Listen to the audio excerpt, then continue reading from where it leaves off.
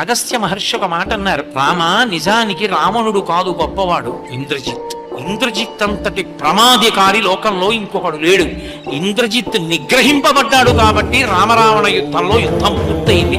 అసలు ఎంత గొప్ప యుద్ధం లక్ష్మణస్వామిది ఇంద్రజిత్తుది. ఒకసారి నాగపాశాలతో కట్టేశాడు, ఒకసారి బ్రహ్మాస్త్ర బంధనం చేయించాడు.